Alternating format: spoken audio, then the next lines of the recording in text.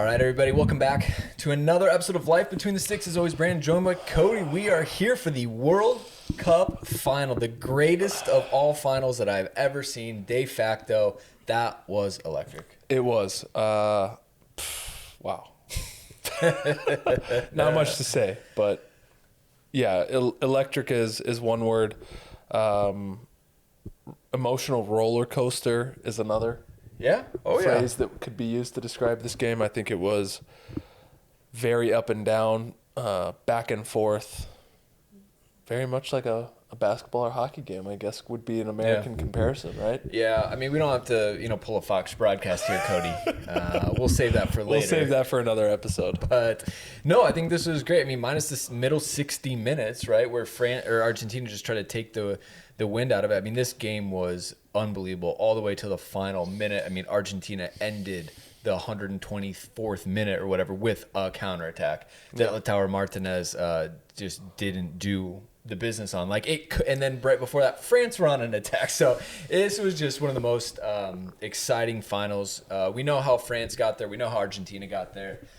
Argentina playing behind Messi, essentially trying to make this one happen for him. They absolutely continued that work. But from the beginning, if you go through lineups, we know that we had Emi Martinez in goal for Argentina. Molina was the right back with Romero and Otamendi as center backs, Tagliafico left back, De Paul, Fernandez, and McAllister in the middle with Messi, Alvarez, and Di Maria up top. So a couple changes for Argentina. Obviously, Di Maria coming in, which was a bit of a change for them. Usually they've been playing a 4-4-2. They went with a 4-3-3 on this, if you look at this graphic. France on the side with Hugo Lloris in goal as usual. Koundé, Varane, Upamecano, and Theo Hernandez, the back four, which we've seen all tournament. Rabiot's back from sickness with Tchouaméni as the holding sixes. Dembele coming in with Griezmann and Mbappe as the attacking three behind Olivier Giroud.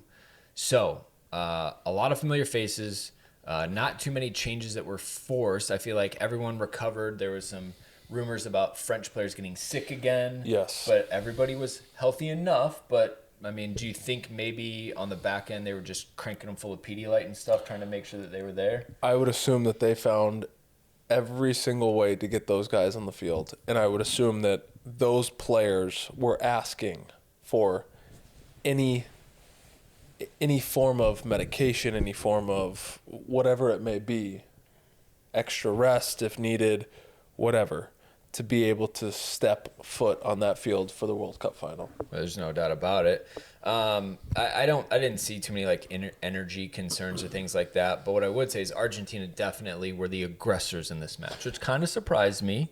I thought they would maybe be a little cagier and sit back a little bit more. We talked about that in the preview. Both teams are just going to go out there to not lose. Argentina looked inspired from the beginning and motivated. Yeah, they did. They came out of the gate flying, and it really put them on the front foot, and I think it took France it didn't. I don't think. It took France 20 minutes to get into this game. It caught them off guard, and it's definitely something that I do not think that the French were expecting. Yeah, they definitely caught them off guard. Just some top-line stats before we dive into some of the specifics here. Argentina had 20 shots with 10 on target. France with 10 shots, 5 on target. I also heard a statistic during the game that in the 61st minute, France had not registered a shot on target. Mm-hmm. Yeah. Well, I don't even know if they registered a shot. Interesting. Yeah, I heard shot on target. At a minimum, it probably was. At a minimum, it was a shot on target until the 61st minute. Nothing had happened really in the first 60 minutes for France. No.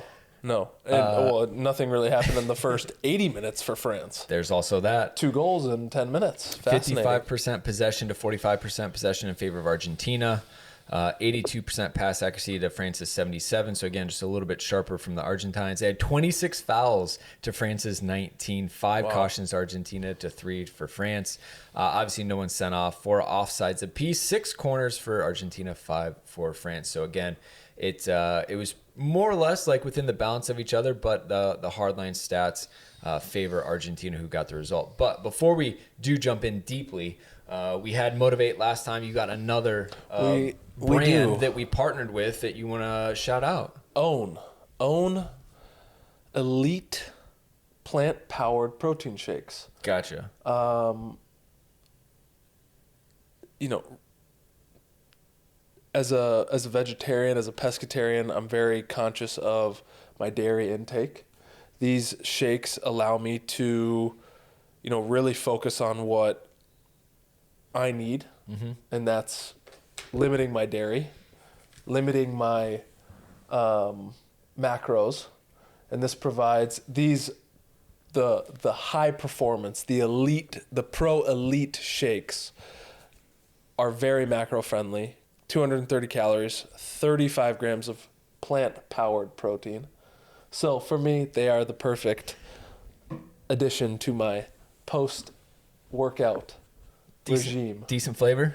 That's always the important thing with these nutritional products. Yes, very decent flavor. This one is no nut buttercup. Big fan of Reese's peanut butter cups. So this one is perfect for my sweet tooth. Right. And then for normal people like me, it doesn't fit my macro because there's no sugar in it. So that could be, but for me, could be a benefit. Could be a benefit. I don't know. It's whatever depends. It's whatever you as a person need. Well, if you're looking for a healthy plant-based alternative for protein intake, link in the description. Use Cody's code and you'll get a discount. So check it out. If you're interested, we'd love to hear what you think of the flavor. Back to the footy. All right. The first one kicking it off, 23rd minute, was the penalty.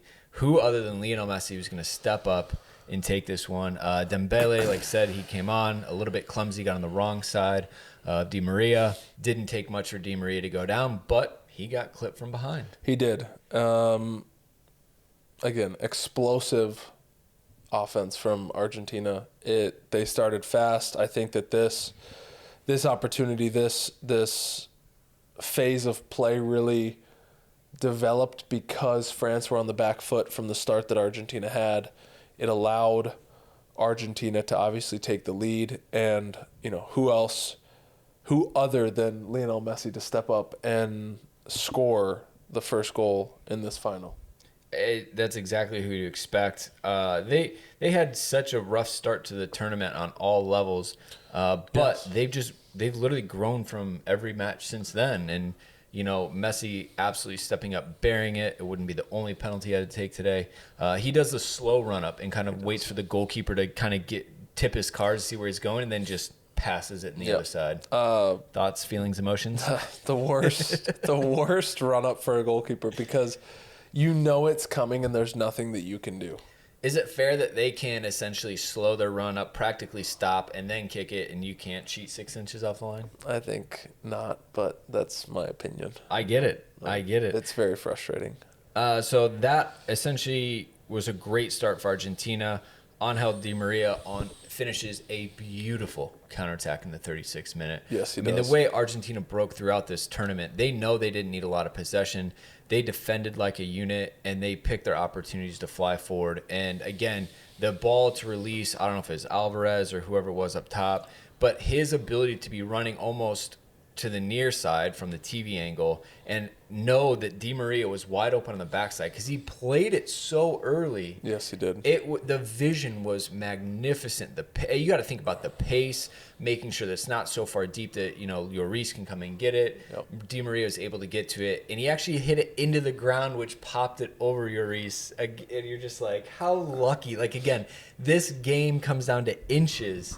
And they executed every single one of them. They did. Like you said, the phase of play was incredible because it's not only the fact that they know where each other are, but it's the execution of the pass, of the break, the recognition of the moment to be able to hit France on the counter, that they have the numbers forward, and to execute at such a critical moment to go up 2-0. And although 2-0 is, it looks to be quite the advantage, it's actually amongst players who play at the elite level, play at the highest level, it's actually one of the most dangerous scorelines because as you've seen in this final and as you've seen in other World Cup games in this tournament, 2-0 teams begin to take their foot off the pedal, and and that happened in this game. So you do buy into that cliche that 2-0 is the most dangerous score in soccer? I believe so. Or a 2-goal advantage is the most dangerous. Yes. Yeah. All right. After that, we got into halftime. It's a little bit cagey. I'd have to go back and look and see. We started to see some yellows kind of pop up a little bit. I think, again, for the most part, France not having much going, to the point that Didier Deschamps made 2 subs In the first half. in the 40th minute. Yeah. So Yeah. Giroud and Dembele were hooked.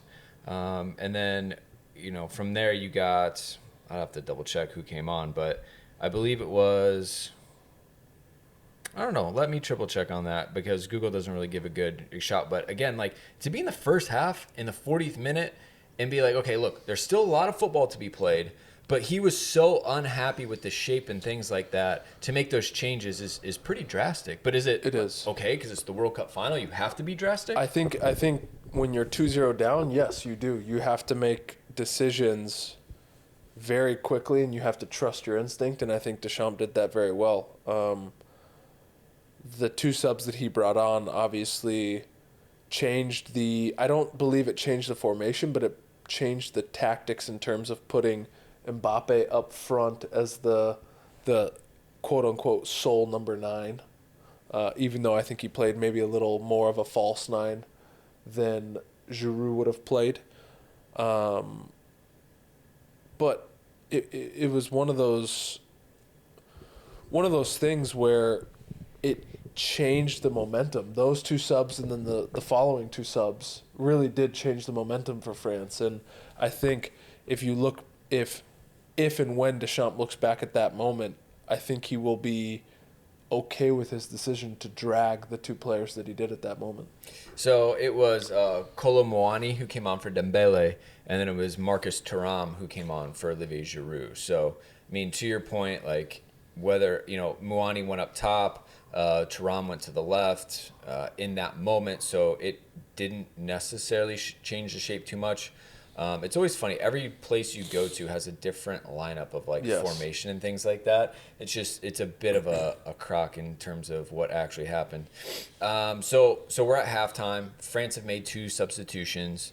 Argentina are feeling great. Yeah. I mean, think about the differences in locker rooms as well. So, Argentina, what is their message at halftime? Keep it together. Don't slip. Are we worrying about conserving energy at this point? Like, what do you think was going through their locker room? I think in that moment, it's continue to believe, continue to trust in the process, continue to do what we've been doing for the first 45 minutes. And you look into the French locker room, I think it's a deep look into the mirror and figuring out what we need to change. I think Deschamps goes in there. In my opinion, he lays into the players a little bit.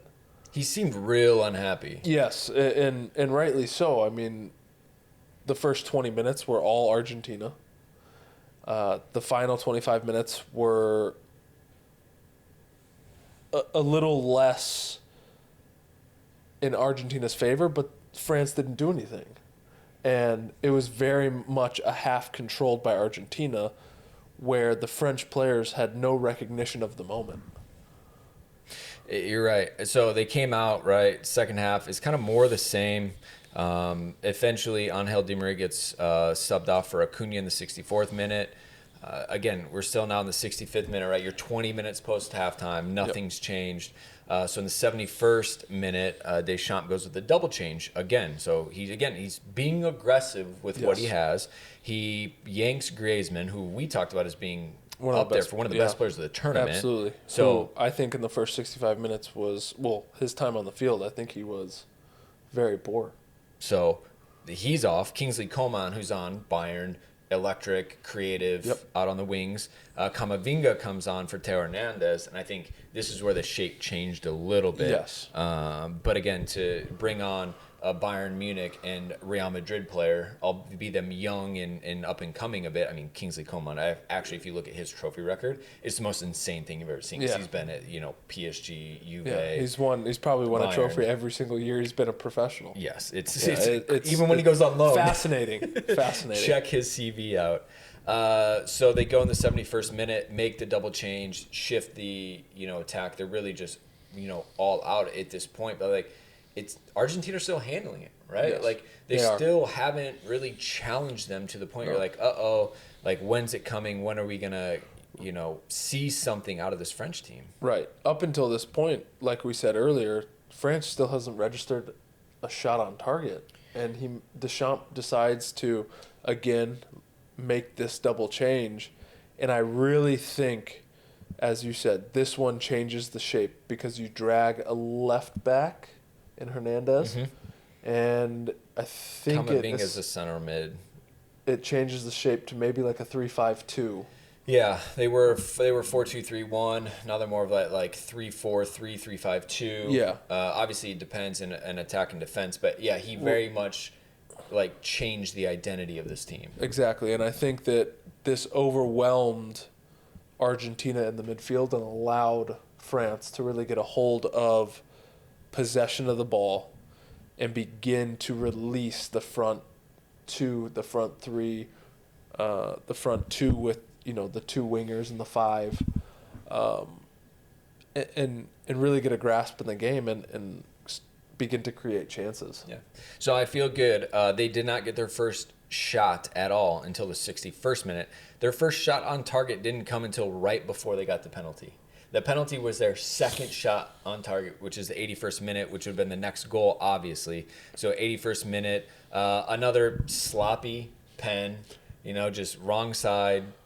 Referee decisive on both ones. Very decisive. Didn't even hesitate. Was in good positions both times.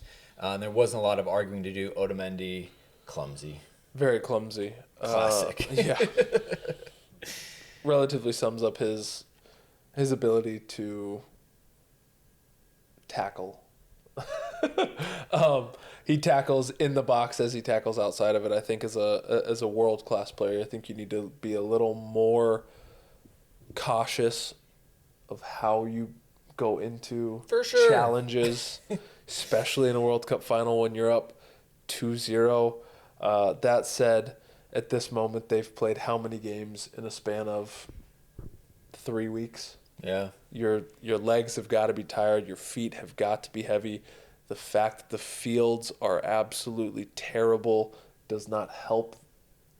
The fact that their legs are tired, their feet are heavy.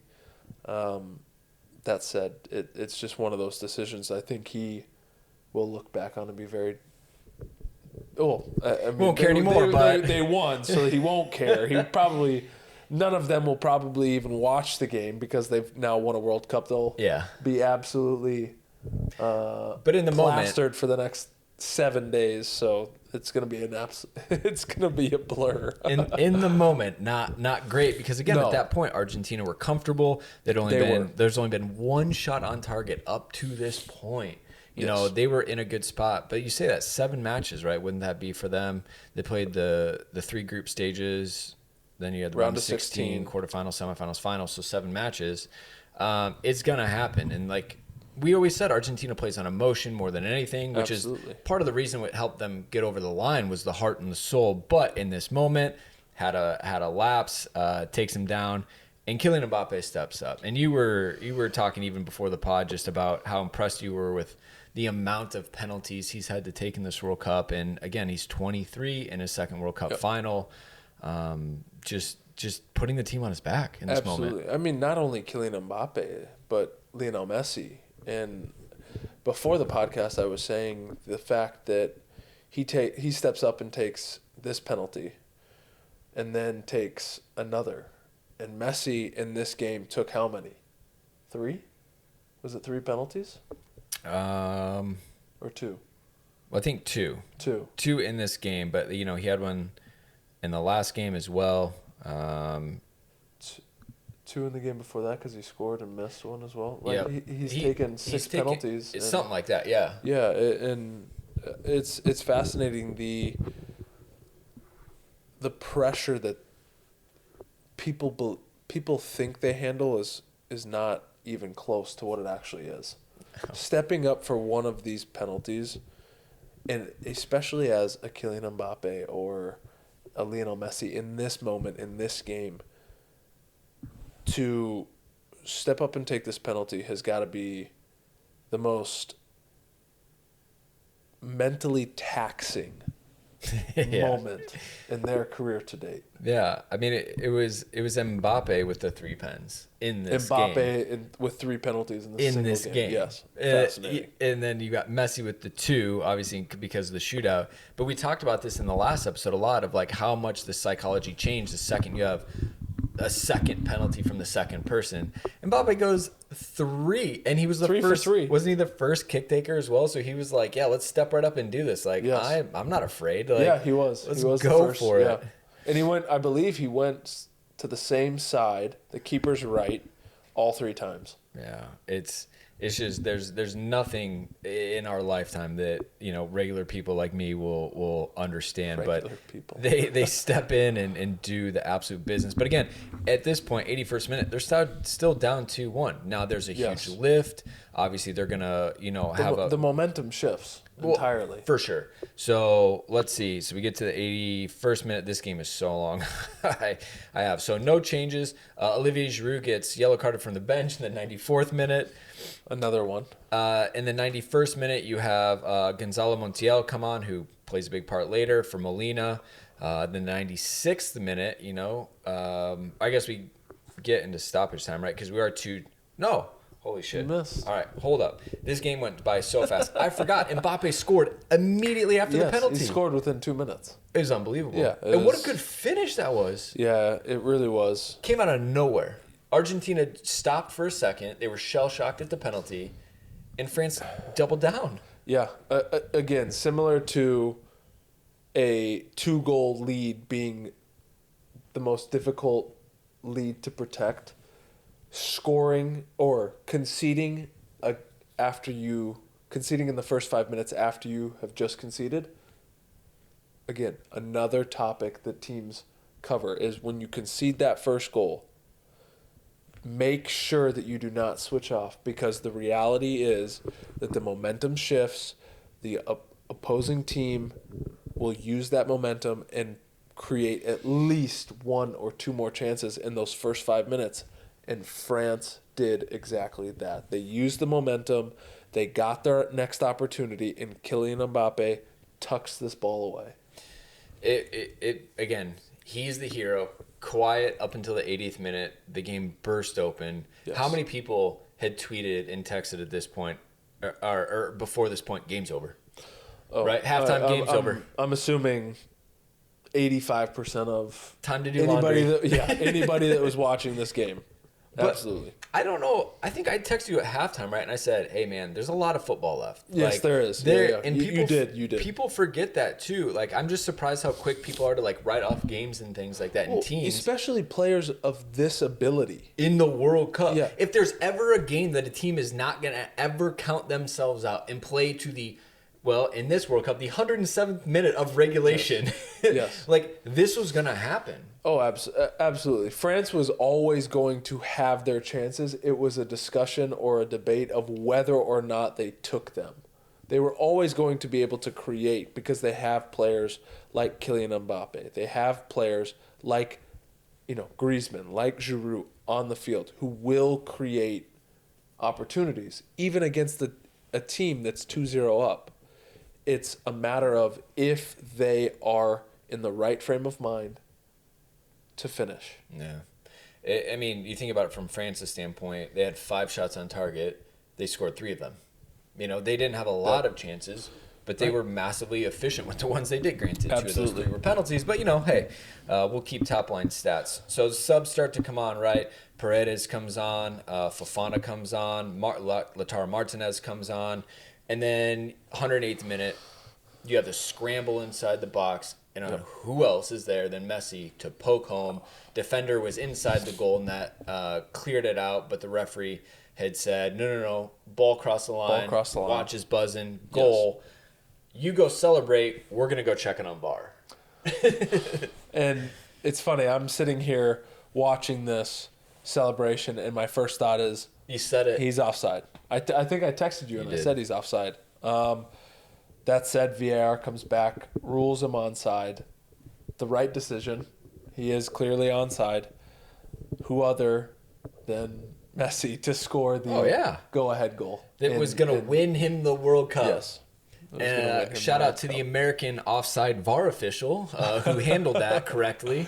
Americans in the World Cup final, just not on the field. Yeah.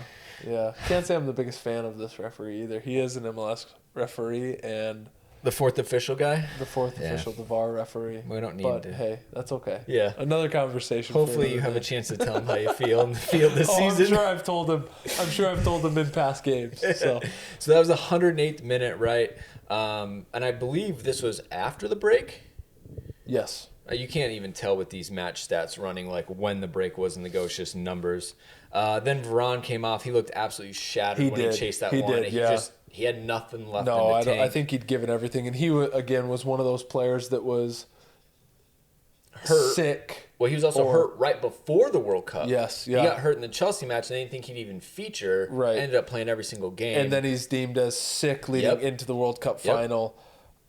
Again, I think he was, hopped up on painkillers, hopped up on some form of medication to get him over the hump, to be able to be on the field and able to play in this World Cup final, arguably the most important game of his career. Oh, without a doubt. And you can see he gave everything. Mm-hmm.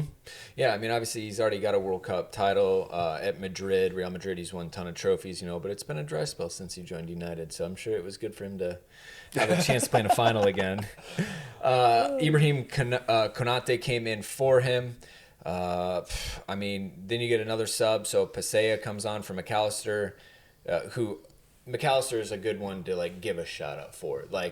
His engine today, his precision in passing. I mean, he almost scored one in extra time as well. Yes, he was so good for this Argentina team. He plays for Brighton Hove Albion.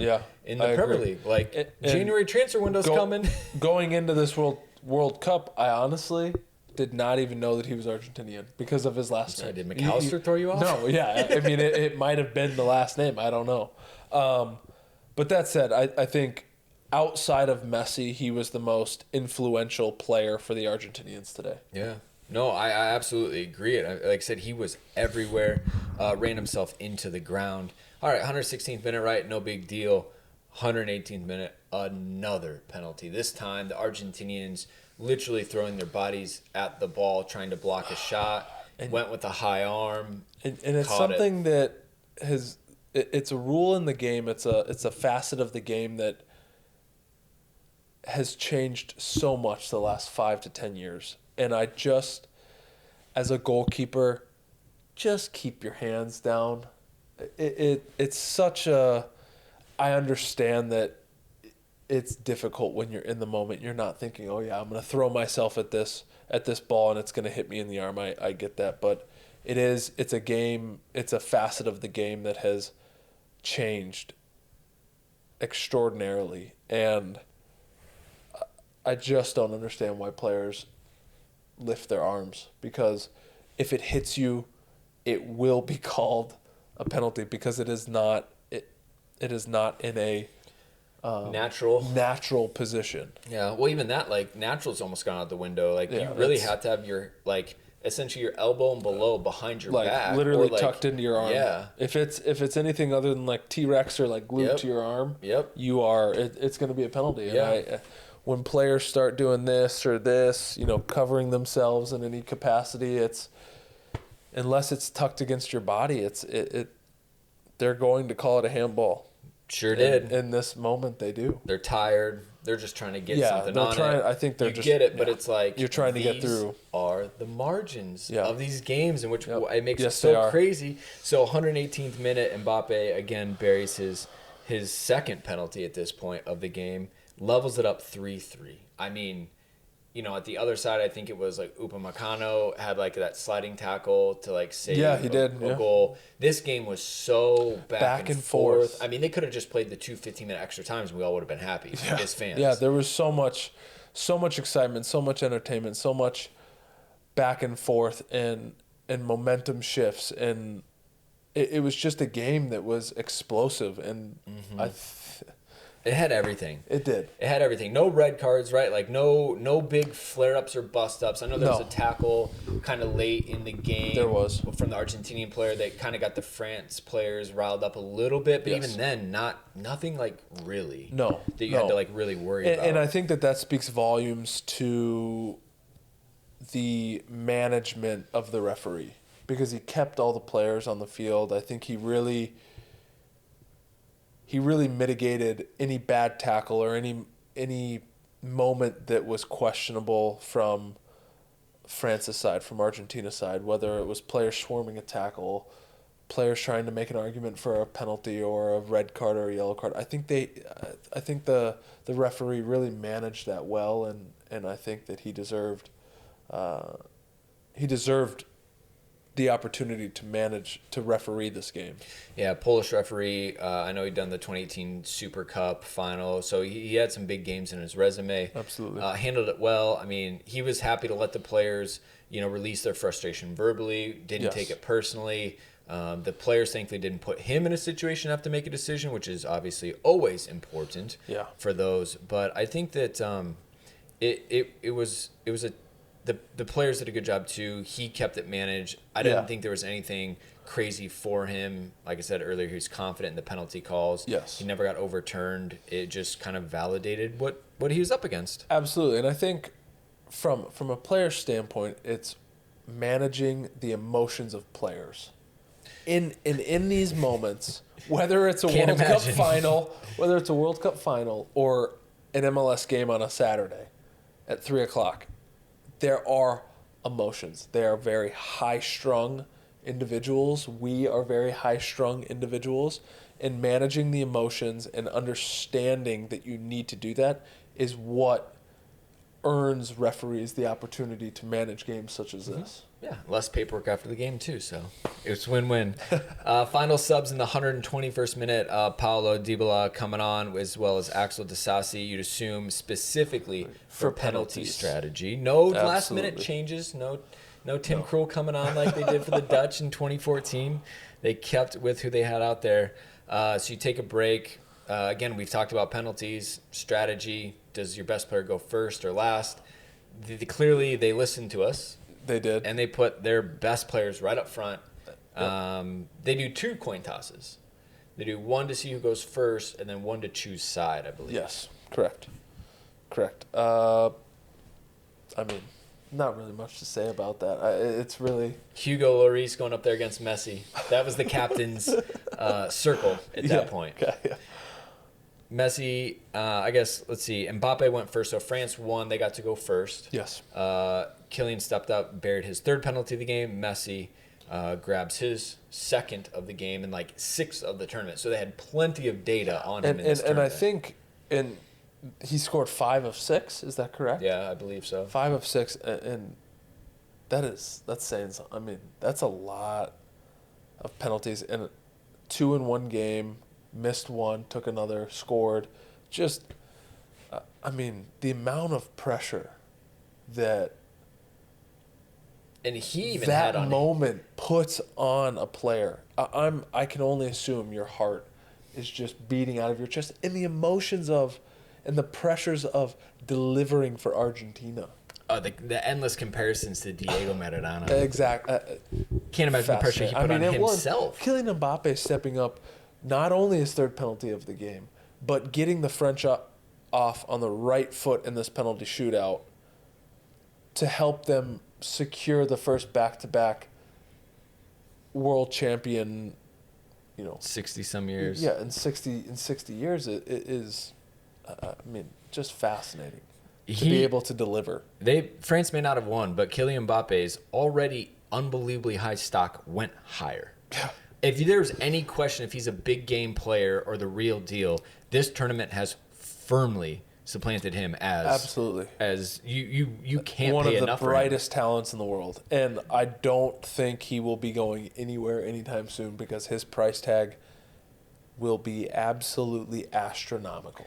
We'll see. I mean, there was a lot of drama with PSG right before the World Cup There started. was. So Real Madrid, their door is open. But then they right after have- that, Kingsley Coman missing is a save from Emi Martinez. Not a great penalty.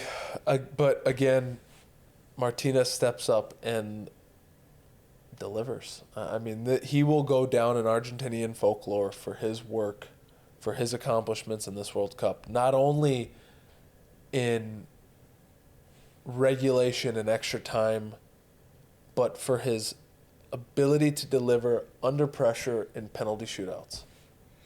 He's been phenomenal He has. as a penalty kick. I wouldn't say even specialist, right? Because he's so good at all the other parts as well. Yeah. I mean, him leaving Arsenal, I can't believe they let him go. At the time that they did, when it was like Bernd Leno and some other goalkeepers, like Yeah, they yeah. fact Well, that he got a little bit of a taste, and they said, "Nah, it was we're gonna." It was the fact that he's played 6 games in 6 years, and in those 6 years, I think they brought in 3 goalkeepers over him. He decides to leave, forces his way out, is sold to Aston Villa, is at the 2018 World Cup in Russia as a fan Yeah. supporting Argentina, Yeah, and is now starting in the 2022 World Cup in Qatar. 4 years. 4 years changes everything. It has been nothing but a huge trajectory for him, which is great. On the other side, Paulo Dybala for others. So he just had come on. This might be his first touch of the ball. Arguably, yeah. And I can't remember, but I can tell you that he buries it. So He does, now yes. immediately Steps up. Argentina up 2-1. Tchouaméni comes in for France.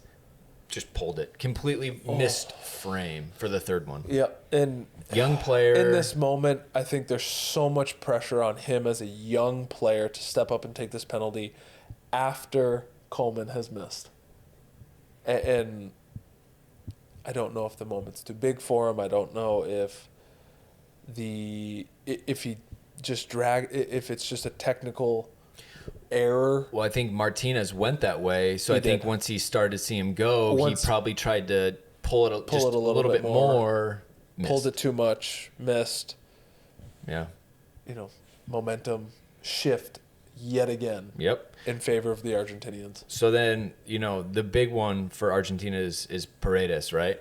You have the opportunity to Yep. go up 3-1, which essentially is almost impossible to come back from, right? Because that Yeah, means they'd have to miss it 4 and 5. Yeah. So he steps up, buries it. I mean, He didn't he does. just hit it right down the middle at this Yeah, point? he smashed it. And, Yeah. and it's one of those penalties that I look at as a goalkeeper and I say that's either putting a hole in the back of the net or it's going 20 yards over the crossbar. And for his sake, it goes straight down the middle into the back of the net, and all pressure is now on France. Mhm. And he'd only been on for about 15 minutes at that point as well, although he played plenty of minutes throughout the World Cup. So then Colomwani comes on, gets him back, right? He Yep. hits it down Yep. the middle. Martinez even almost gets his leg up at that point. He's such Yes. a big frame. But France, the lifeline is there, all right? Okay, so it's 2-3. But if Argentina win, Yep. it's deuces. And sure enough, Gonzalo Montiel, who, again, came on in the 91st minute and was cautioned in the 116th minute, just calmly finishes it. And he didn't even really react right away. No. He seemed so poised at that point. He did. He did. And my buddy Zarek Valentin was over at the house before the game, or during the game, and kind of looked at me in this moment as he is stepping up to take the penalty, and looks at me and says, "Can you imagine the pressure that is on him, knowing that if he scores, Argentina win the World Cup after all these years, after all this debate on whether Messi's the greatest ever, on whether on the fact that this is the one trophy that's eluded Argentina for how many years? he steps up and he buries this penalty. Well, probably since Diego Maradona won in 86. The hand of God. Don't get me started on that. Oh, mano de Dios. So that sealed it. They win. Some of, I guess like the celebration there. I said for everybody, I wanted Messi to win it. I did too. The fact that he was so key and involved in getting them across the line, because that had been an argument for him. He never really showed up on the international stage. To be fair, he was busy showing up for the other 10 months of the year for Barcelona and then PSG eventually. But it all clicked for him. 35 years old. The stars aligned. Yes, the stars aligned, and it wasn't just the fact that he wins the World Cup. It's also the fact that, as you said, he was such an influential player, not only in this game, but in the entire tournament. He delivered at every stage of the tournament. When they lose the first game to Saudi Arabia, he steps up as the captain, as the senior player in the squad, and what I can only assume is a come-to-Jesus moment between not only him and the rest of the players, but the team as a whole, the Argentinian Federation as a whole, saying, look, this wasn't good enough. This is our first loss in, I believe it was 30 to 40 games, 35 games. And really saying, okay, I'm going to put the team on my back and I'm going to carry them through and play my role to the best of my ability. Mm-hmm. And he did that in every aspect in every stage of the tournament. Yeah. It was just, I was so happy. I mean, like I said, I had said in our previews, I was hoping it was him. I was hoping that he would get this kind of de facto defining moment of his career. And the fact that he was not a passenger by any means and he was the reason they won it is just, it's the perfect capstone. So in the last 2 years, he's done the Copa America. So he's done their version of Euros. Yep. And now he's done the World Cup. Yep. De facto, greatest to have ever played. And the one thing that I continue to be blown away by that he does is his passing. His vision and his passing in this game was insane.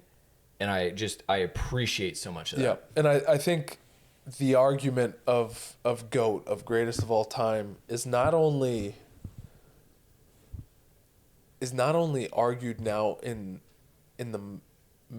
soccer, in football. I think the debate is now whether he's the greatest male athlete ever of all time.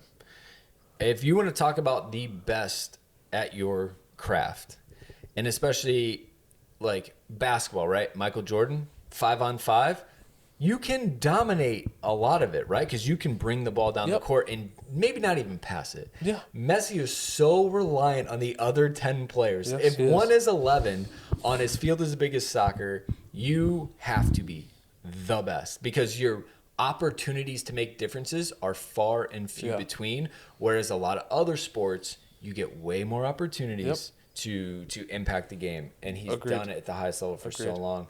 A couple things here, which I was pulling this out. So he won the Golden Ball. It's now the second time he's won the Golden Ball, which is the World Cup's most outstanding player, scoring twice in the final. He finished the tournament with 7 goals and 3 assists.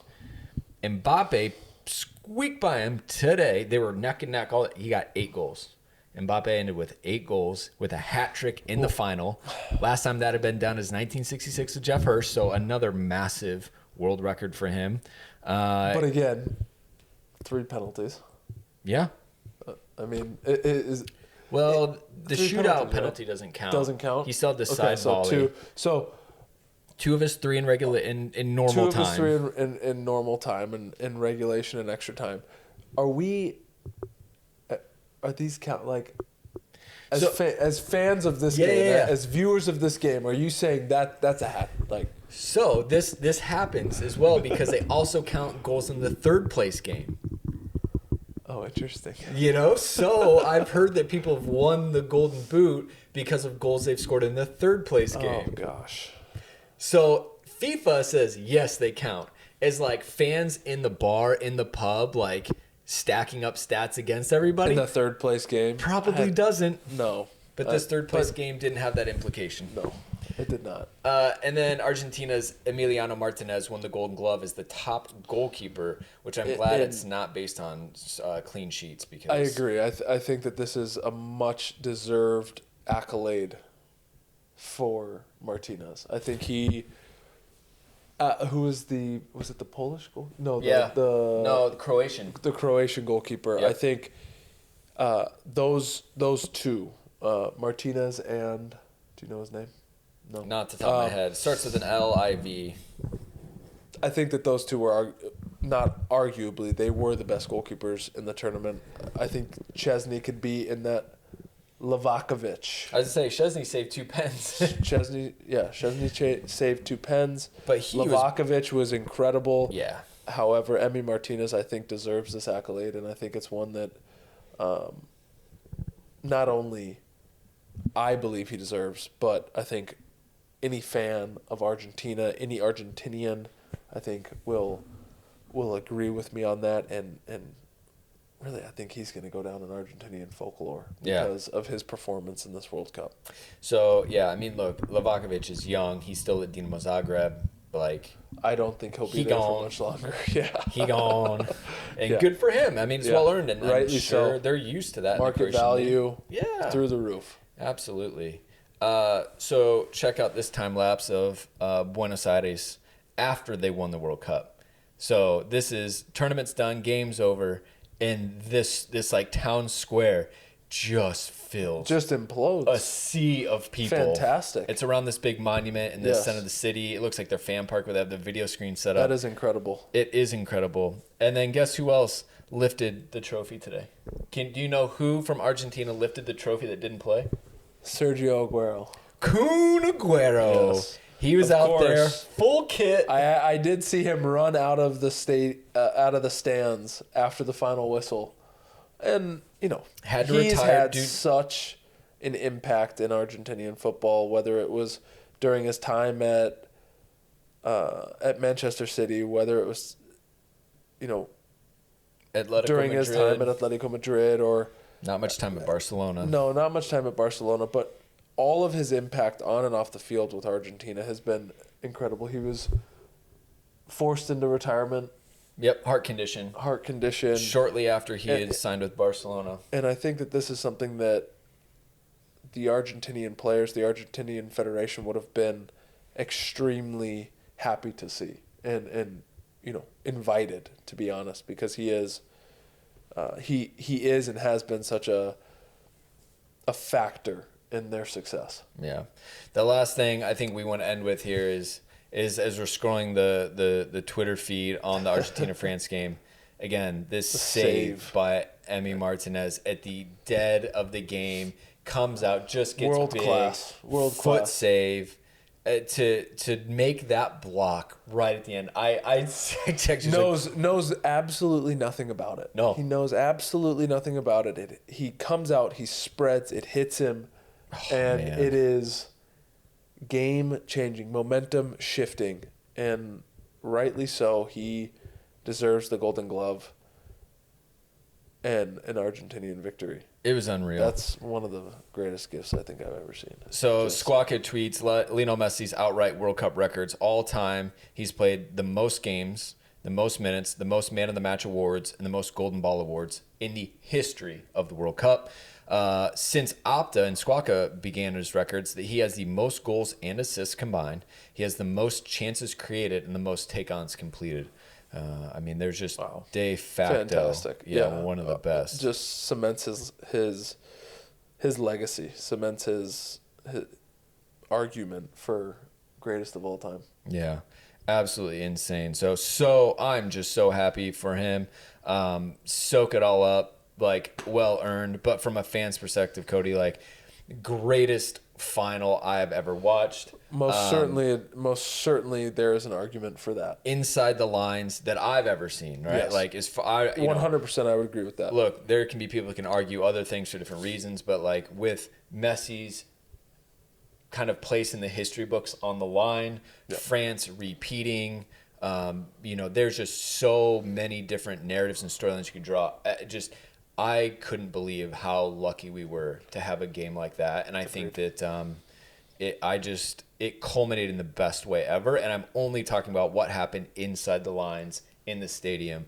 The football of this tournament was exciting. It was exhilarating. We'll do a deeper breakdown of kind of the tournament at large. But as far as this game, it beat the Argentina-Dutch game, which I had said was the best game of the tournament. The best game of the tournament. Holy, this was great. It was explosive. It had everything. It had highs. It had lows. It had Argentina winning at halftime. It had France coming back to tie 2-2. The last minute equalizer from France. The emotions of French players missing penalties. Messi stepping up in the most difficult moment and delivering a World Cup on the largest stage for the first time in 30 years for Argentina. It had everything. It had absolutely everything. So, anyways, hope you enjoyed it as much as we did. Like I said, as soccer fans and passionate people, absolutely loved it. Check out Own. Cody's link in the description. Only what you need. Own. Only, what some people need. I mean, we'll do a taste test later. I think that'd be fun. But make sure to continue to subscribe to the podcast. If you would, leave us a review. 5 stars, great. Helps us get noticed and things like that. And we're on Instagram, TikTok as well. So if you're interested in more content from us, you can head there. But anyways, we're out. Again, World Cup finals over. Not that long before the MLS season starts. The European leagues are going to start again, which will just give us more to talk about. Absolutely, it will. All right. Well, anyways, we're out. Have a great rest of the post-World Cup. Come down off the high. Enjoy it. We'll be back with more content later. We're out.